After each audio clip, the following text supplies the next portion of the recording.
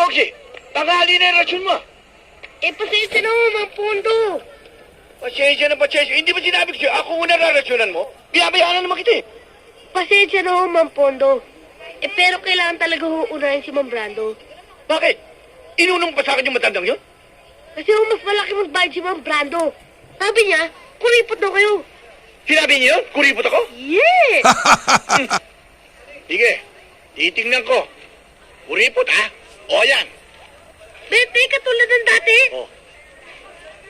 O di dadagdagan. Ito naman. Yeah. Ayan, Gis. Mga kosa, get Mercedes and let's go.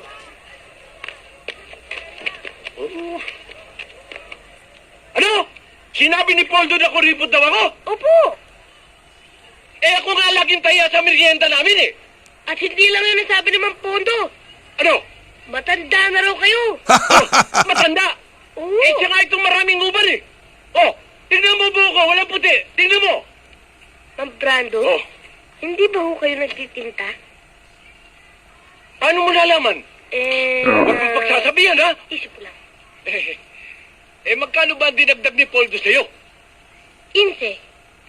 15. Gagawin ko 30. Dodoblein ko. Ayan. Teka muna. Pero, unahin mo ko, ha? O, sige. Okay. Mga kosa, tulak.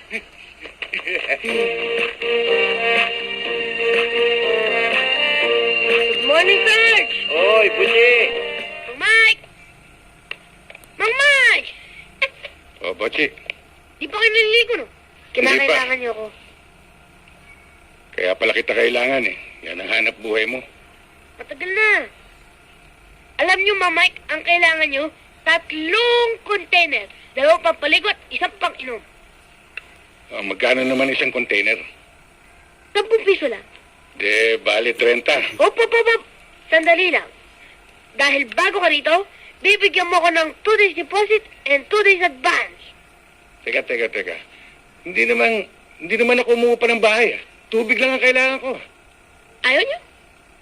Total, malapit lang naman ang puso dito eh. 3 bloke lang, tsaka tatawid ka pa ng relays. O no, bayad o i-game? Magbabayad. Hop, di lang yun. Meron pa? Meron pa. Kapag nasira ang container o wala, babayaran mo. Sige, babayaran ko. Mga kosa, enter the water. May pa English ito si Bopol. What? Nothing. Good. Money. Bali, magkano yun? 100.